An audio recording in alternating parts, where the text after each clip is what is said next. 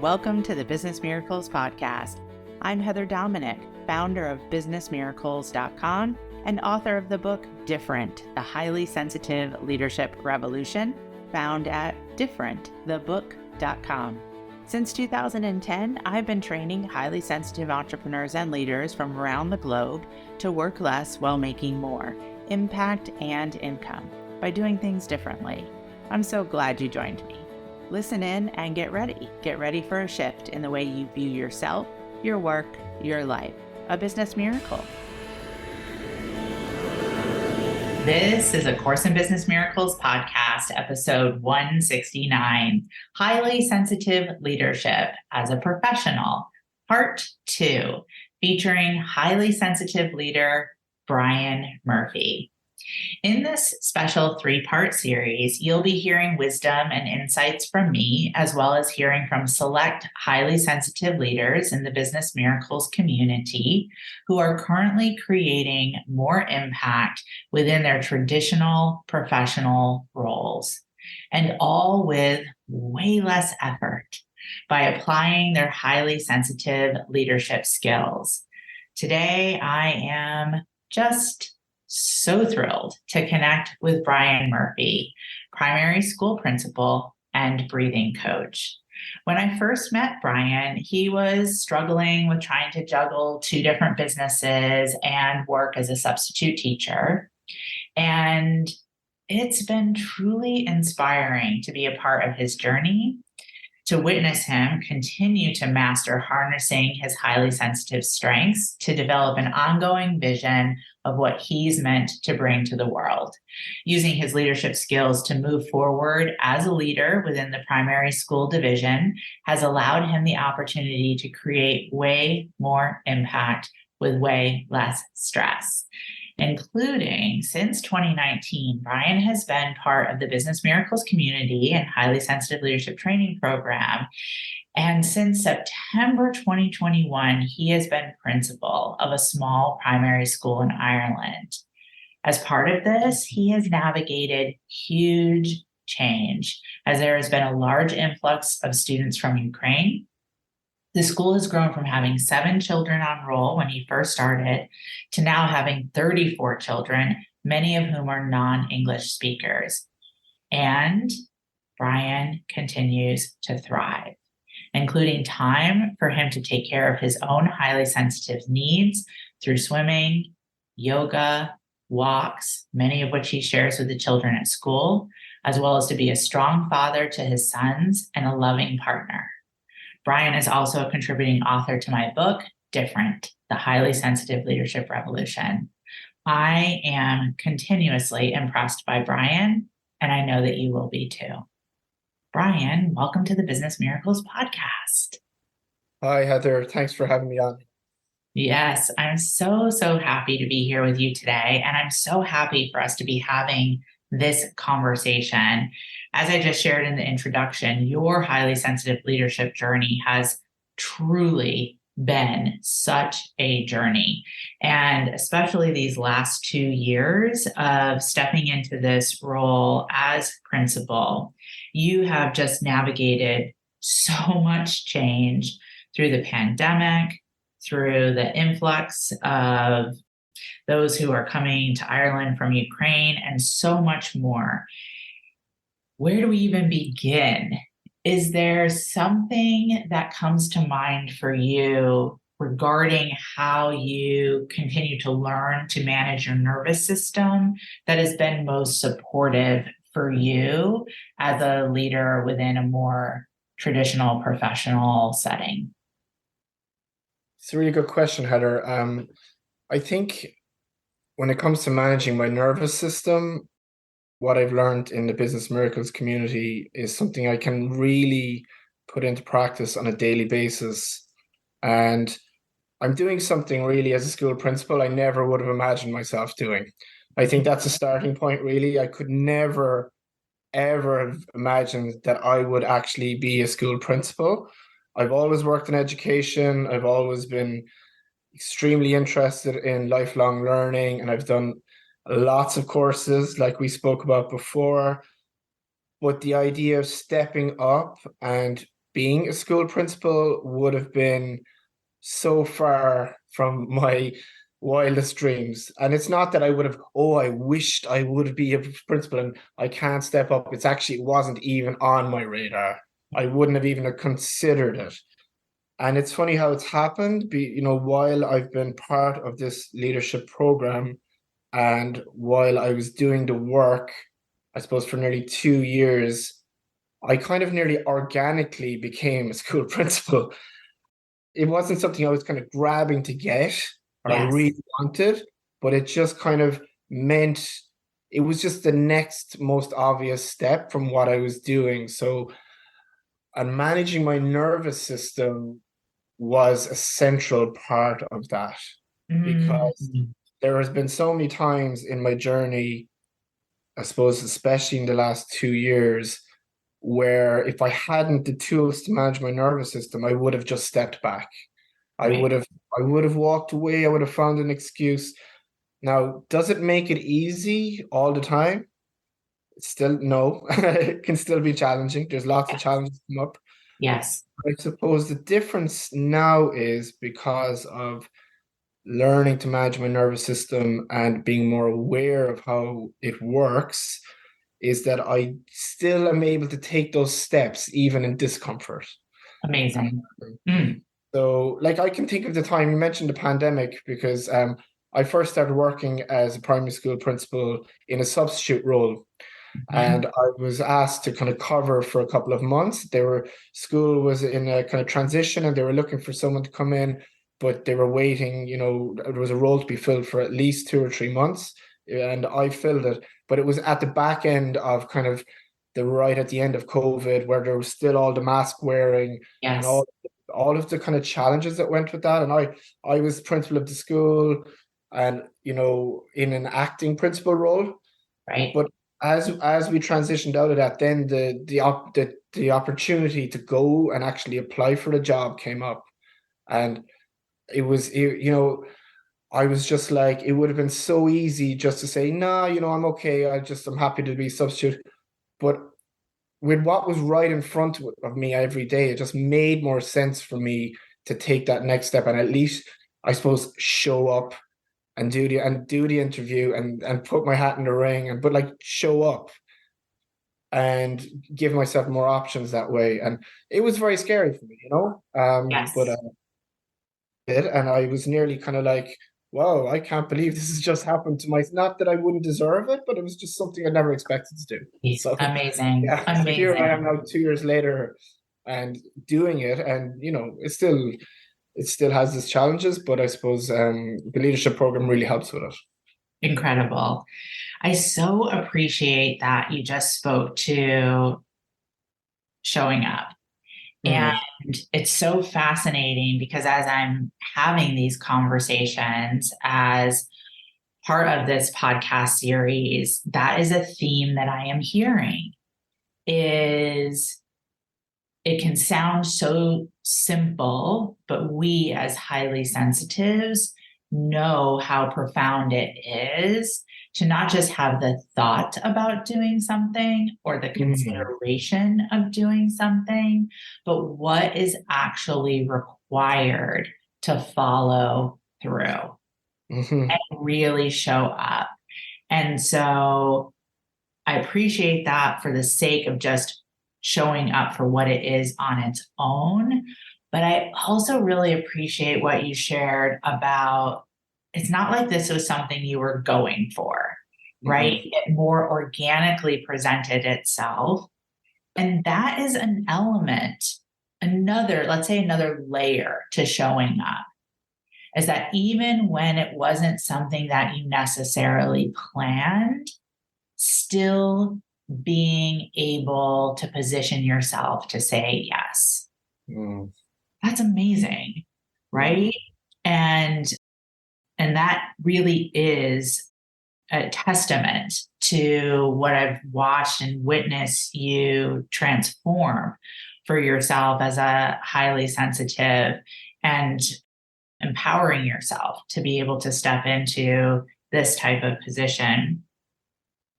So then that just makes me think of your day to day now. Hmm. And, as I shared in the introduction, like you've just navigated so much over the last 2 years. And, as I know what it is to be in a school. And everything is different every day. Yes. Right? Like you Mm, have a plan, and yeah. yet you just never know.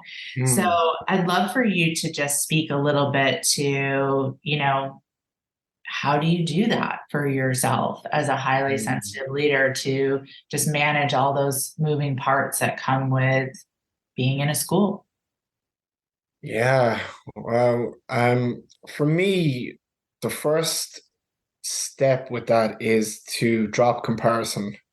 And I'll Mm, explain why, because um, schools are emotional places, and there is, a lot of emotion flying around every day in different ways, and there's a lot of moving parts. And as a highly sensitive person, I know I won't manage those moving parts and all of those different elements in what would be considered to be really cookie cutter, classic, mainstream way of doing it. I just can't. And it's not that I'm trying to be different, it just won't work. right. I just have to Yes. drop that from start. To be Yes. like, oh, other schools do it this way, and I'll be like, okay, thank you for sharing. Or I hear about school principals who, like, I go to work and I do not get 1 minute in the day to myself. And I'm like, okay, well, that wouldn't work for me. I would just not do that. Like, Right. I was at a principal conference, and I shared with the group how I put aside, no matter what, Hmm. 10 minutes every day, no matter how, what's going on. And there's always stuff going on, as you know yourself. Yes. There's always Always. something's happened, or there's been an incident or something, there's Hmm. always something. I put aside 10 minutes where I either go to the office, or I find a space and I meditate, or I just take some time out where I am just, I suppose I've realized now, just allowing my nervous system to calm back down, Yes. because it's very stimulating being in a school. And I do that no matter what. And I shared that at a principal conference, at a new principal conference that I was at in Ireland. And everybody was like, in shock. Like, literally, it's like I just dropped a bombshell in the room. They were like, "You can't do that." And I'm like, as in, you could tell, they didn't say those words to me, but Right. one or two teachers did say, "How would you manage that?" And especially in a small school, like, because don't you have to go into the staff room with the teachers every day? And I'm like, no, I just, they know, the teachers know now that I do it. Like, and I didn't have to. I suppose I could have maybe said more, that I'm, have a sign on my office a bit more, but I kind of organically just do it every day, and it's just become my routine. So that's one Amazing. thing I do. But I had to drop the comparison first, and that's why I brought that up first. Because if I didn't do that first, I Yes. wouldn't have then allowed myself the space to do the 10 minutes a day, because I'd be comparing myself to other principals and be like, I should be working harder, harder, harder every day. And the Mm, way to solve all these problems is to work harder. yes. Only because I found the strength to drop comparison. It's not easy, but you find a kind of, That's I suppose, right. you find it inside yourself to do it. Um, Yes. then you can kind of more be creator in your life of the way it will work for you. If it's Hmm. going to work, it's only going to work for me this way. I need my downtime. So that's one thing I do. I do a kind of, energy management that you train us in the program every morning prior to Yes. work. So I Great. do that every morning. I do either Mm, the OFTU, or the Form to the Universe, or auto writing. And I ground myself with that. And I have my weekly plan every Sunday. yes. For me, that it felt like last year was an extremely challenging year at work in a lot of ways. There's so many different things because of what we were dealing with new students who didn't speak English, and there was a lot going on. But every Sunday I found the showing up to that, because you mentioned showing up already, and I mentioned that showing up to that was just grounding for my week. So that was kind of like a weekly tool that I use, the 4 Qs, tool that we Yes. have in the program. So all of those things really help. And then connecting in with the training. So I do that once a week. Brilliant. So I do administration every Thursday last year. And every Thursday then I would do a training call, one of my trainings that you have in the program. Yes. But on top of that too, I suppose it's just then when you're doing all of that, you're then letting that filter out into your day and having the courage to be a principal every day, to Right. be the person that everyone comes to, or you feel like that they're like you're to solve the problems, and you have to learn to delegate, and you have to learn to, well, let's look at that later, and all of these things. And you know just, I suppose, learning to be a little bit okay with a feeling of discomfort on a regular basis. Yes. You Yes. know, Absolutely. so on my day to day, it's just been all of that, and knowing that behind it all, there is a higher purpose for what I'm doing. Otherwise, it would, when you lose touch of that, it can become a very, very difficult job, because there is so much paperwork and so much bureaucracy with it, that it could be really, really challenging if you can't see the higher purpose of why you're even doing it in the first place. For sure. For sure. Oh my gosh, Brian, just absolutely brilliant. Absolutely brilliant. So, just kind of want to summarize some of the things that you spoke to, because it's just all so powerful. So, first of all, what it takes to master the ability to drop that comparison, Mm. an ongoing process for sure. I am like just beyond that you spoke to those 10 minutes, and that it can sound so small, especially for someone who maybe doesn't understand what it is to be in the educational system, regardless of country. Yet, as you shared when you went to the conference, it was like dropping a bomb, right? So to have the courage to put that in place for yourself, and then the courage to share it, as well as the practice of energy management on a day to day, and the use of what we refer to in the community our weekly part of intuitive planning. And so I'm just hearing, like, literally everything you're sharing is a demonstration of highly sensitive leadership, like really taking ownership of your experience so that you can remain connected to that purpose. Because otherwise, like you said, it could just so easily get lost in all Yeah. of the more administrative paperwork or bureaucracy, which is, again, just, part of more traditional systems. So I just hear you showing up and, again, really, really being in that practice of highly sensitive leadership. But honestly, like, what I hear when I talk to you and when I'm listening to you is, what I really hear is how fortunate the others in your school are, that you're doing all of this, of course, in service to yourself, right? And your nervous system. But what a service to the students, to the staff, to the parents. I mean, this is part of why, whenever I see you posting on the forum and sharing some of what you're doing and how you're using the trainings, etc., my heart is always just so full, because it it just does take so much to show up in this way. So I just give total kudos to you. I bow to you. Thank you. Yeah, it's really incredible. And speaking of the forum, you also have a practice that you started on the forum, what we refer to in the program as a master post, of celebrations. Mm. And I really see that as so important and so valuable. How does that support you to have that ongoing post and making it a consistent practice to celebrate and to share those celebrations and be witnessed in that?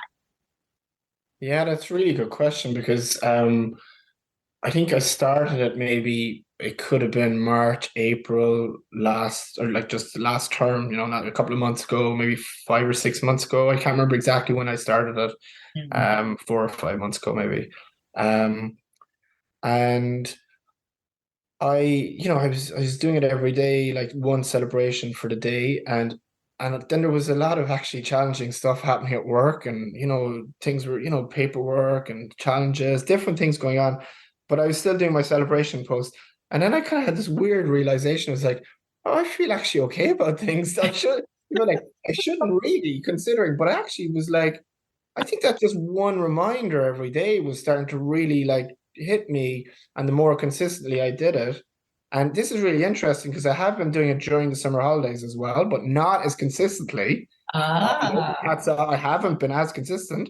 And uh, it was like, oh, maybe that's why, even though I'm on holidays, small things are bothering me, or it's like yes, but I have been doing it, but just not.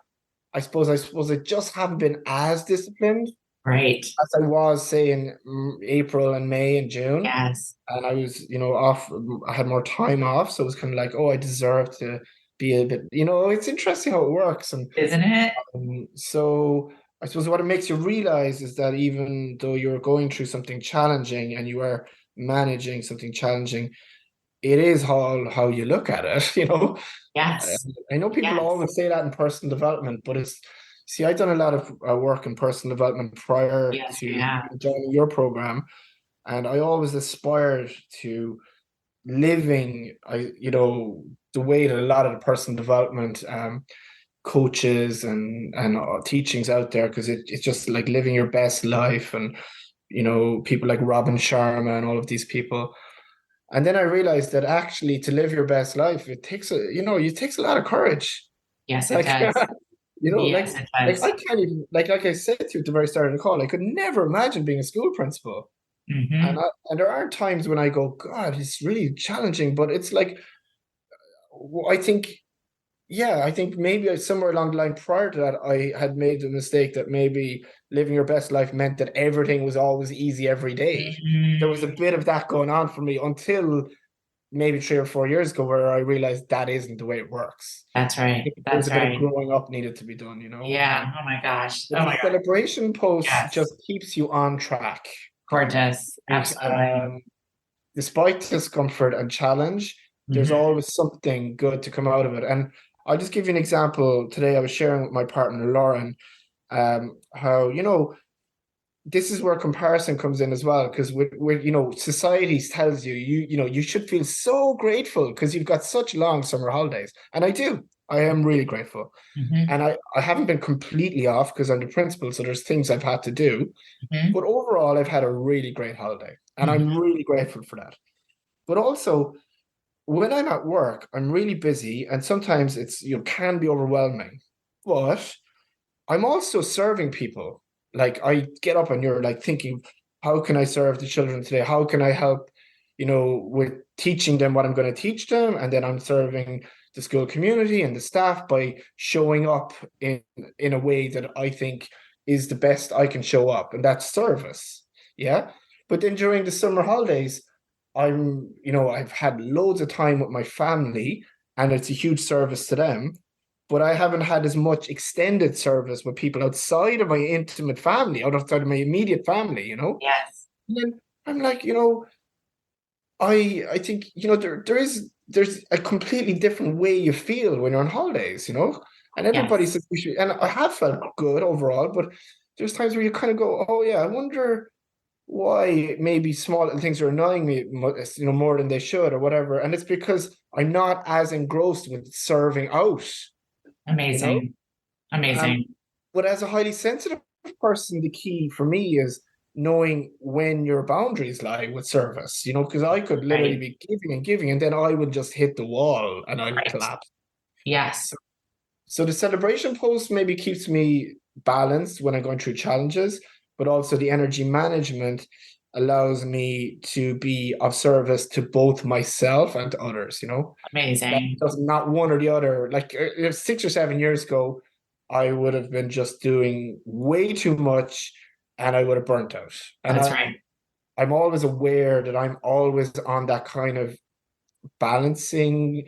It's like on a tightrope. Sometimes it feels of giving, maybe over giving, and then you kind of pull yourself back, and just knowing what is possible for you. And that's important.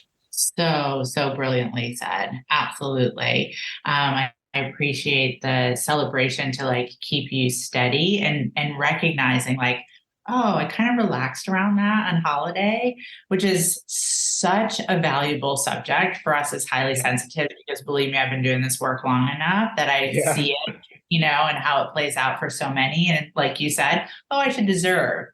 And then it actually ends up working against us, Yeah. right? Mm. And then also what you said about service, which is when you're not grounded in yourself as a highly sensitive leader, you can lose track of boundaries and then it's too much. And so often what happens is exactly what you described, which is like either I'm providing way, way, way more than is actually healthy and supportive for me, Yeah. or I feel like I have to totally pull back and recover. But you describe so beautifully how that can kind of feel a little empty. So, highly sensitive leadership is about cultivating that kind of sweet spot, right? And Yeah. what that is for each of us. So, I just appreciate all of that. I know that as we get ready to wrap our conversation today, we haven't really had so much time this time in conversation, you and I, to talk about your work as a breath coach. Is it breath Yeah. coach or breathing coach? What's the best way It's to say just that? breathing education programs, especially for children. That's Um, gorgeous. Appreciate Actually, that. it's great you brought it up, Heather, because it actually really connects in with what you just hit the nail on the head. With Yes. when you're in such a busy job all year long, like as a primary school principal, it's kind of Yes. 9 months of intensity. Yes. And you get your Christmas break and your Easter break, but they're shorter than the summer break. And Yes. it's this level of intensity. And then you get this longer, in Ireland, we get a very, substantial holiday. We have like 9 actual weeks, like about 2 calendar months, but Hmm. 9 weeks off. And like I said, I'm not off all the time, but you have a lot more time. Yes. Uh, and you mentioned how then, the service, you feel like there's a sense of just, a little bit of empty feeling there. And you're like, oh, can't really put my finger, but, now that we've talked about it, it makes more sense. But this feeling of emptiness. But as I've trained as a breathing educator, this summer in the middle of July, I gave a breathing course to children in Cork, in Ireland. And it just kind of reminded me back that, oh yeah, that slight empty feeling, oh yeah, there's no need for that. Like I'm just here to serve and I will be again. And I think the power of it was that there was a person came to me who wants to be an elite rugby player, and he's playing at a high level and he wants to manage his breathing to get to the highest level of that sport. And I Yes. worked with him, so that was really exciting for me because I love sport. And what it did was it just reminded me of yes, I do love to give service and I love to help people, and I will again, and I will be doing it again in September, and it's all going to be happening again. And the breathing work helps me to not go completely kind of cold turkey during the summer, and Great. it's been really powerful for me. So Yeah. I've really enjoyed that this It's summer. so amazing. And and as we talk about in the teachings and training, it's like such a great example of both and, Yeah, right? And also you recently shared a story with me, and I just think this would kind of be a beautiful place for us to wrap if you're willing to share it. If you're not, that's okay too. But how you like worked with one student particularly, like and using your breath educator yeah. expertise. Would Yeah, you and I was like to share sharing with that? you earlier, yeah, about so I was working with a child and it was actually through Zoom, but he was really engaged, for a 12-year-old. He really took it in and he really listened, and he plays really high level of soccer, or football, soccer, and he was really like interested in, and he had problems with his breathing on the pitch, but he wanted to play better level. And at the end of the program, he just said, "Oh, there's something I wanted to tell you." And I said, "Well, what's that?" He said, "Oh, I was given the option to do an end of year school project at the end of all my primary school," because he was finishing what's called sixth class in Ireland before you go to the next level. And Hmm. he said, I was given the option by my teacher to do a project on anything I wanted, it could have been dinosaurs or whatever. And he picked breathing and how the technique that I taught him about learning to breathe through your nose and the importance of that helped him or helps you so much, and he did a whole project on it, and I was just amazed, like I was delighted, and I think all of that is just a reminder of how much like yourself, Heather, when you help people and when you share knowledge that you have, and when they then put it into action, that's when it really is exciting. Amazing. Exactly. Yeah, that was really Exactly. exciting. Yeah. Thank you so much for being willing to share that. I just so love that story because it's just one example. And I know there's so many others of the impact that you're making because you have been willing to do the real work, as we talk about in the leadership training program, and take everything that you receive in the program again for yourself, but really in all the ways that it's being utilized to just, be influential and have a positive impact for others. And I'm continuously impressed by you. And again, the way that you show up, we talk about the real work in the program because it's not just about information, right? It's really about application and implementation. You've done that. You continue to do that for yourself. You have done that. You continue to do that for others. And I know that there's just so much more to come for you, Brian. Where can listeners find out more about you as a breath educator and or anything else that you're doing in the world right now? Well, as a breath educator, my website is www.yourbreath.ie. So YOUR breath.ie, and Great. BREATH. And as a school principal in the local newspaper, because when we had our wine and cheese night, I was photographed in the local Oh, newsletter. fantastic. All right, I'm going to confess and I'm going to share that I have been receiving this inspired idea for like a couple of years now, literally, but I just do see some type of business miracles retreat happening in Ireland Oh yeah, there's at so many some time. places. Oh, so many places you could choose. I can think that have So sacred energy. Yeah, maybe I'll be calling on you. We'll make it happen. yeah. No, that would be great. Yeah, Amazing.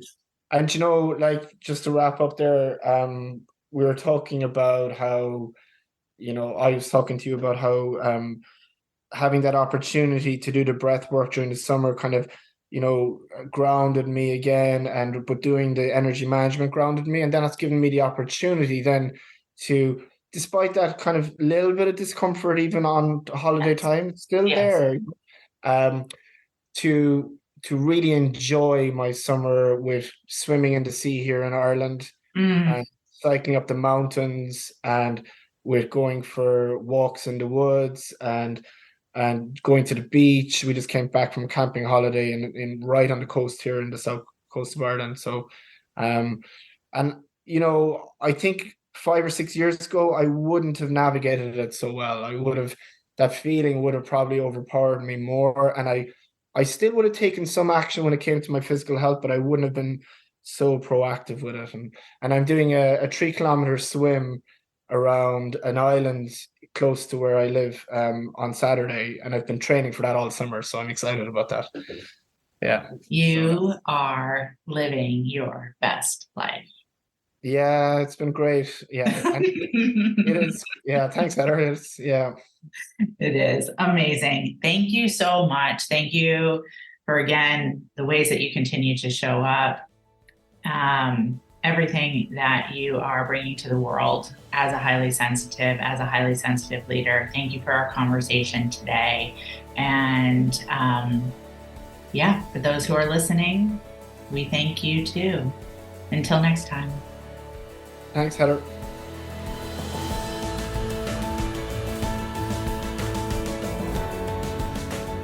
Thank you for being a part of this Business Miracles podcast episode and for beginning to dip your toe into the journey of highly sensitive leadership training.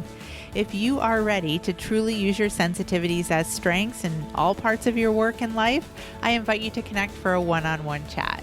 You will experience being deeply listened to, and together we'll get a sense of whether the highly sensitive leadership training programs are the best next step for you and your highly sensitive journey at this time.